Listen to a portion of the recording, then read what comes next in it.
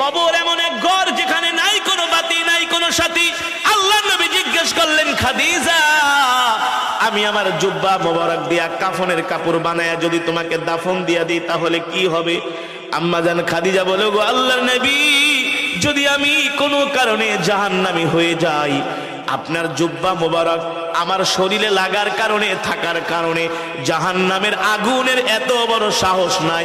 রহমাতুল লিল আলামিনের জুব্বা মোবারকে জাহান্নামের আগুন লাগবে, ঠিক কিনা বলেন? আল্লাহু আকবার। 2 নম্বরে, আমি তোমার কবরের পাশে কেন হাঁটবো?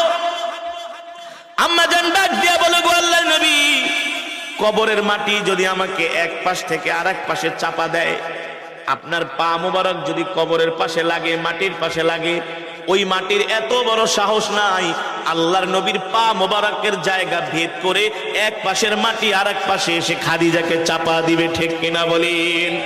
ঠিক আম্মা জান খাদিজা রাদিয়াল্লাহু তাআলা আনহা অসুস্থ হয়ে গেলেন। আস্তে আস্তে তিনি অসুস্থ হতে লাগলেন। আম্মা জান খাদিজা রাদিয়াল্লাহু তাআলা আনহার ইন্তেকাল হয়ে গেল।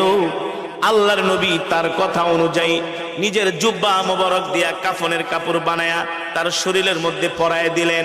নবীজি জানাজা দিয়া আম্মা জানের লাশটা আম্মা জানকে কবরের মধ্যে শোয়ানোর জন্য আল্লাহর নবী নিজেই নেমে গেলেন। নিজের হাত দিয়া আল্লাহর নবী রহমাতুল লিল আলামিন আম্মা জানকে দাফন করলেন।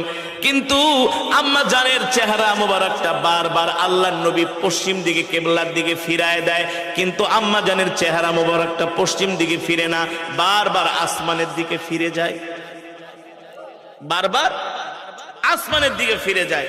নবীজি চিন্তায় পড়ে গেল, ব্যাপারটা কি? মুসলমান মারা গেলে তো তাদের চেহারা কোন দিকে ফিরায়?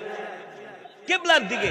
কিন্তু আম্মা জান খাদিজা রাদিয়াল্লাহু তাআলা আনহার চেহারা মোবারক কিবলার দিকে ফিরে না, আসমানের দিকে ফিরে থাকে। মানে আল্লাহর নবী ফিরায় কিবলার দিকে, আল্লাহ তাআলা ফেরেশতাদেরকে দিয়া ফিরায় ঘুরায় রাখে আসমানের দিকে। সুবহানাল্লাহ বলেন। নবীজি চিন্তায় পড়ে গেল, কারণ কি? কি হতে পারে আমার খাদিজার চেহারা ফিরাই কিবলার দিকে, হয়ে যায় আসমানের দিকে? 3 বার এমন হয়েছে। নবীজি চিন্তায় পড়ে গেলেন। আল্লাহ তাআলা জিবরাইলকে পাঠাইলেন, ও জিবরাইল, যাও জমিনে যাও, আমার হাবিব টেনশন করতেছে, আমার হাবিব চিন্তায় পড়ে গেছে, কেন খাদিজার চেহারাটা কিবলার দিকে থাকে না, আসমানের দিকে ফিরা যায়। তাড়াতাড়ি যায় আমার হাবিবকে বলে দাও।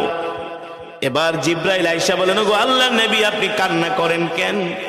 আপনি কান্না করবেন না, আপনার চোখের পানি আরশের মালিক সহ্য করতে পারে না। আল্লাহর নবী ডাক দিয়ে বলে, ভাই জিবরাইল, আমার খাদিজার চেহারাটা আমি কিবলা